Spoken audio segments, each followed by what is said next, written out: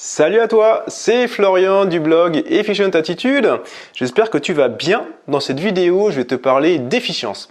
Avant d'aller plus loin, n'oublie pas de t'abonner à la chaîne et de cliquer sur la petite cloche. Comme ça, tu seras notifié automatiquement dès que je publierai une nouvelle vidéo, c'est-à-dire le mardi, le jeudi et le samedi.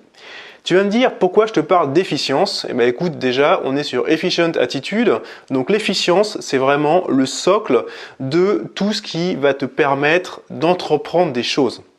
Déjà, je voudrais t'expliquer une petite subtilité, une petite différence assez fondamentale entre l'efficacité et l'efficience. En gros, quand tu es efficace, c'est que tu réponds à un cahier des charges donné. Ton boss va te demander « tu vas me faire tel truc ?» Et ben à la fin de la journée, si tu as produit les résultats que ton boss t'a demandé, tu as été efficace. Mais par contre, quels sont les moyens, toi, que tu as mis en œuvre pour obtenir ce résultat? Et c'est là qu'intervient l'efficience. En fait, l'efficience, c'est d'obtenir un résultat, mais avec des ressources limitées. Donc plus tu vas contraindre tes ressources, mieux ce sera. Je vais prendre un exemple. Imagine que je te dise, écoute, tu vois là, le jardin, là, il faut que tu m'entretiennes tout le jardin. Et ce soir, quand je reviens, je veux qu'il soit nickel. D'accord? Là, le fait d'être efficace, c'est que quand je vais revenir le soir, le jardin, il sera nickel, il n'y aura plus de feuilles, tu m'auras taillé les arbustes, tu auras tondu la pelouse, etc. Et si tu es efficient, peut-être qu'au lieu d'y passer une journée complète à bosser dans le jardin, tu vas y passer qu'une demi-journée. Encore mieux, si tu es efficace, peut-être que tu vas dire, bon, je vais appeler un pote pour pouvoir m'aider, pour pouvoir terminer tout ça à la fin de la journée. Mais si tu es efficient, si ça se trouve, tu vas te dire, si j'ai les bons outils, peut-être que je pourrais aller encore plus vite. Donc ça veut dire qu'au final, peut-être que tu n'auras passé qu'une demi-journée à t'occuper du jardin parce que tu auras eu une tondeuse spéciale, tu auras un truc pour ramasser les feuilles en automatique, tu auras une sorte de petite tronçonneuse pour couper les branches, tu auras été équipé pour avoir du résultat de façon rapide. Et l'efficience, c'est ça. Donc au final, pourquoi être efficient finalement? Être efficient, c'est le fait d'obtenir des résultats avec le minimum de ressources, comme je t'ai dit, mais ça au final, c'est pas juste pour faire plaisir à ta belle-mère, faire plaisir à ton chien, c'est pour réussir à avoir une vie meilleure. Et si tu as une vie meilleure, ça veut dire que déjà tu te sens mieux dans ta peau et tu peux entreprendre beaucoup plus de choses. Et ça c'est vraiment un point qui est super important, c'est que c'est bien d'être organisé, c'est bien d'être productif, donc d'être efficient, mais au final, c'est quand même pour accomplir des choses. À côté de tout ça, il y a quand même un autre sujet qui est super important, c'est l'état d'esprit. Depuis qu'on est tout petit, on se retrouve avec ce qu'on appelle des croyances limitantes ou des fausses croyances, donc des choses qui vont te dire, tu te mets des barrières malgré toi et tu te dis, je suis pas capable d'aller au-delà de cette barrière-là. J'ai pas la force, j'ai peut-être pas l'intelligence ou j'en sais rien. Tout ça, ce sont des conneries. On peut tous entreprendre des choses, mais il y a un contexte qui a fait qu'à un moment, on va te dire, non, on va pas entreprendre tel truc, c'est peut-être trop dangereux, c'est peut-être trop risqué, tu n'y arriveras pas, c'est trop compliqué. Donc, on a des croyances limitantes qui nous empêchent d'entreprendre.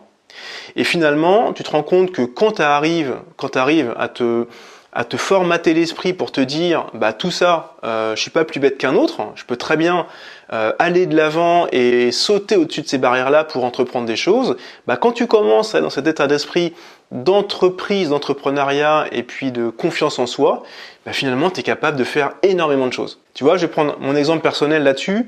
J'ai un boulot à plein temps, donc je suis salarié d'une société qui s'appelle Wheezy, qui me prend beaucoup de temps, parce que je suis en plus actionnaire de cette société-là, donc je m'investis beaucoup. Donc ça, c'est vraiment un job à plein temps, comme tu peux avoir, toi. À côté de ça, je passe du temps, tu vois, à faire ces vidéos sur le blog, plus des vidéos sur la chaîne YouTube, plus des articles de blog. Donc ça, sur mon temps libre, je passe du temps dessus le week-end. À côté de ça, je prends du temps également pour me former à l'immobilier et puis investir dans l'immobilier, parce que c'est un sujet qui m'intéresse beaucoup et ça fait partie pour moi de cette notion d'efficience. Si tu arrives à bien organiser ta vie, donc c'est pour entreprendre des choses et l'immobilier est un des sujets sur lesquels je veux passer du temps.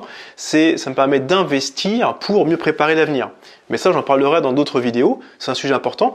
Et à côté de ça, bien entendu, j'ai ma vie personnelle qui est extrêmement importante parce que je considère que tu peux pas être bien épanoui dans ta vie professionnelle si d'un point de vue perso ça se passe pas bien, et inversement c'est la même chose. Si d'un point de vue boulot ça se passe pas bien, dans ta vie perso ça n'ira pas non plus. Donc je mets énormément d'efforts sur ce sujet-là et trouver un bon équilibre entre les deux.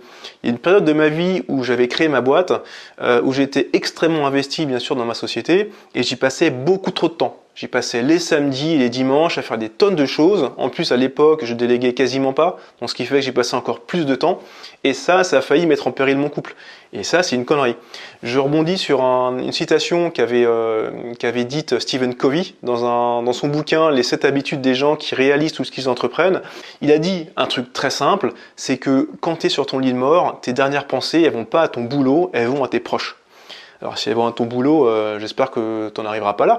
Mais ce qui m'a fait réaliser que il faut trouver un bon équilibre entre la vie perso et la vie pro, et il faut surtout pas que la vie pro mange la vie perso. Donc voilà, tout ça, ça contribue vraiment à avoir une efficience d'un point de vue global au niveau de ta vie pour pouvoir entreprendre des choses et réaliser tes rêves. Donc voilà ce que j'avais envie de te partager dans cette vidéo. Ce que je te propose, si tu veux avoir un peu plus d'informations, un peu plus d'outils sur ces notions d'efficience et comment optimiser ton temps et accomplir des choses, n'oublie pas de télécharger mon petit bouquin gratuit, je te le mets en lien de la vidéo. Voilà, n'hésite pas surtout à mettre un like si la vidéo t'a plu et à la partager à des gens que ça pourrait intéresser. Et puis moi, écoute, je te dis à très bientôt dans une prochaine vidéo. Ciao!